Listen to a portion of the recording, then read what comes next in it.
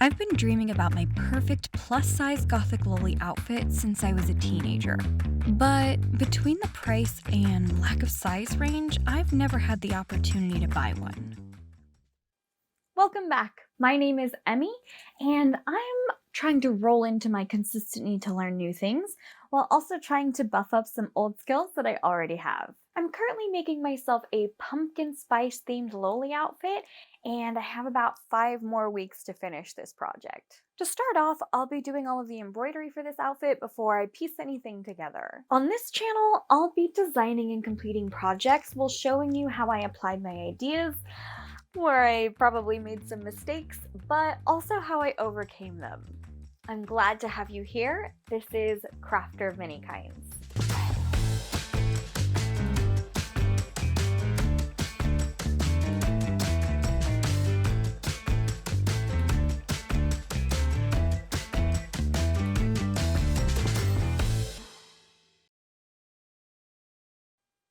So it is currently winter while I am filming this, and my larger studio, aka the detached garage, has not been weatherproofed yet. And there is actually a chance that I may run into a mountain lion between the garage and our house. I am not kidding about that. We have seen pictures of the mountain lion in our neighbors' houses. So, since I've already run into a couple of nighttime creatures between the door and here, and I don't really want to run into anything bigger, I am not currently able to use the studio on weeknights. Because this makes it pretty much impossible for me to work on the larger pieces of the design, like the pattern or cutting the fabric, I'm instead going to start with focusing on the smaller pieces of my design, like embroidering the leaves as well as constructing the hat. All of the embroidery on this outfit is going to be on the blouse, primarily on the puffed pumpkin sleeves. The sleeves will be made of mesh, and since I don't have an embroidery machine, there isn't any real way to make solid leaves that are both time efficient and neat. My idea to get around this problem is to cut leaf shapes out of felt and then embroider the veins in a contrasting color before sewing them to the outfit. I've decided to just freestyle a few fall leaf shapes like maple, oak, and ginkgo.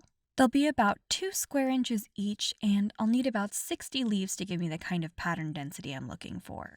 That also might leave me a few extra leaves to decorate other parts of the top as well. Which means I finally get to play with one of my favorite things: embroidery floss. The starting point of every friendship bracelet, as well as every unfinished needlepoint project.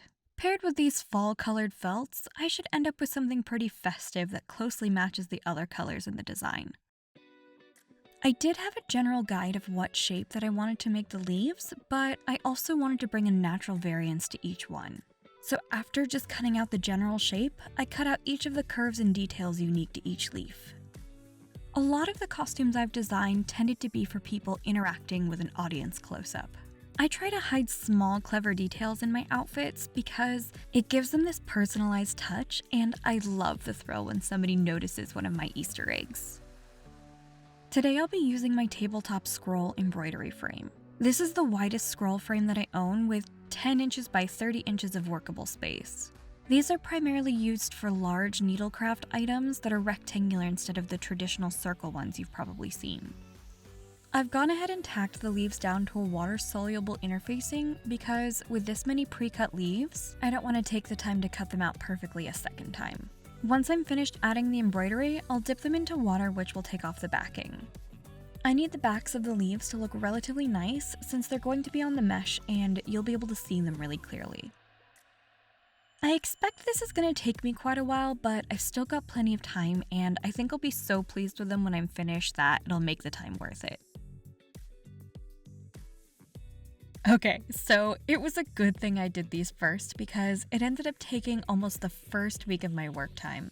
But looking at them all finished, I'm actually pretty excited with how these ended up, especially the oak leaves.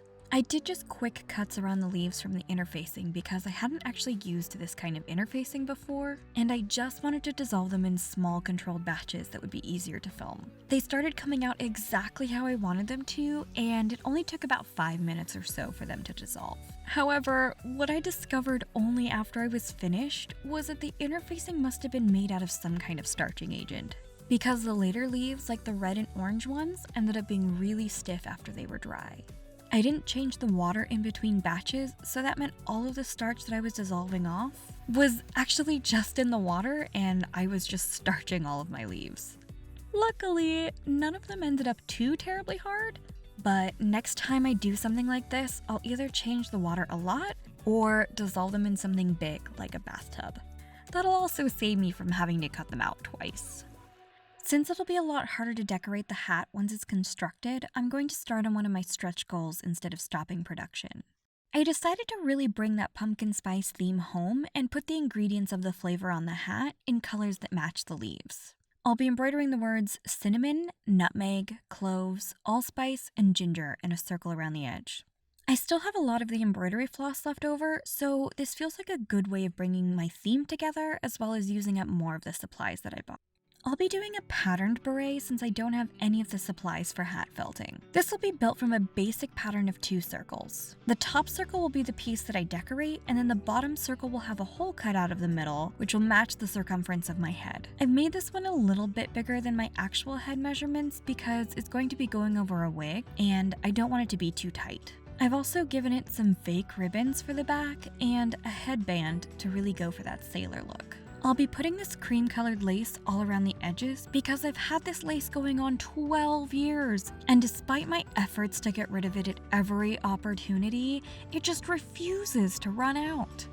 I'm also planning on putting it at the bottom of the circle skirt to match, so hopefully that will finally put a dent in the remainder.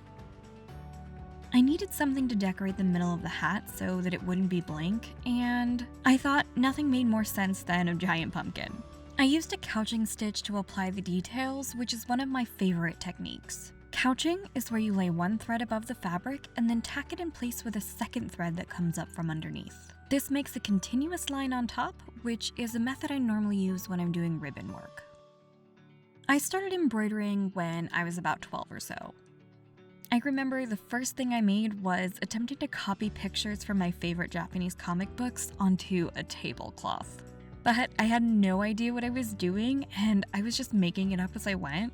Even worse, I was using long bits of regular sewing thread, which gets knotted really easily, so I was spending about half my time just unknotting the thread. I didn't know anything about satin stitching, which is where you make short little stitches to fill in large areas. So I kept making these really long stitches to fill stuff in, and it would either bubble the fabric because it was too tight or sag into a giant mess because it was too loose. I finally figured out a method where I did something a bit like the couching stitch and started going over my long stitches with a small tacking stitch afterward to hold it down, and it definitely went a lot better after that. I did all of my embroidery after that for a few years until I learned some new techniques. It actually turns out that I had inadvertently discovered the technique for colcha embroidery, and I had no idea about it until I was taking a hand embellishment class in college. Because the felt of the hat is so fuzzy and such a light color, I was worried about putting even semi-permanent marks on the fabric. I've been bitten in the butt before by using wash-away markers with embroidery, only to have the ink stain the threads as I pass through it. I decided that the best way to block out the letters was to run an unknotted thread through the fabric and use it to make a grid which would show exactly how much space each letter should take up. I've also marked the edges using the same method so I know which word is supposed to go where. I'm just gonna freestyle the lettering rather than trying to exactly copy the font that I had on the computer. Mostly because I really love little serif marks on lettering, and this particular font didn't have any. I remember when I was a sophomore in high school, about 15 from my international friends, we were studying Taming of the Shrew by Shakespeare for English class, and we were assigned a project where we had to make like a poster or something. But I've always had trouble making projects more complicated than they needed to be, or staying on topic when I thought I could do something more interesting. So instead of making a poster, I sat up for 3 nights embroidering a picture of the Globe Theater onto a t-shirt? Which isn't even Taming of the Shrew specific, so I don't even know what the heck I was thinking. I even faked being sick because I didn't finish it in time for the due date, and I knew that if I was out sick that I'd get another extra day to work on it. I ended up having to present the project after class to my teacher along with my poor project partner who I dragged into this whole mess. Luckily, we are still friends to this day. But I remember standing up in front of the empty classroom and suddenly shaking while I was giving the presentation because I realized that I hadn't finished any other part of the project because I had been so hyper-focused on making this whack piece of art. And it was completely mediocre because you can't actually embroider anything large with non-stretchy threads on a stretchy piece of fabric and expect it to actually look good afterwards. Despite the fact that I hadn't done any of the rest of the project, my teacher was sweet and gave me at least a minimum passing grade for the project, which is totally fair. I think she was at least able to appreciate how much effort I'd put into something I loved, even if it didn't technically fulfill the requirements. If you're watching this, Miss Nelson, you are one of my favorite teachers, and thank you for not punishing my creativity. Now that I have all of the words on the hat, I'll add some miniature versions of my leaves around the pumpkin before assembling the rest of it. And voila! Nothing says fall spirit like someone sipping coffee while wearing a beret. I've decided to go for a long orange wig for this outfit instead of a brown one because the blouse is already brown and I thought this was a bit more festive.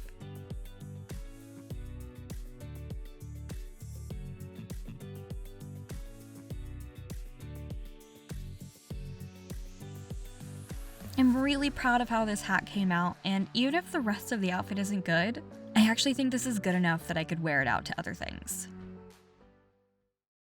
All of the embroidery for the outfit has actually come out exactly how I wanted it to, if not better. It did take a larger chunk of my time than I had really hoped that it would, but I think I've gotten lucky because I wasn't even able to work on the larger parts of the project yet. Next time, I'm finally going to get the opportunity to work on my blouse and quickly find out if my idea of using a mesh over a solid fabric is even going to look anything like I'm hoping it will. If you're enjoying watching me try to make my pumpkin spice obsession a tangible reality, then remember to like this video and subscribe to the channel. I'm so glad to have you here. This is Crafter of Many Kinds.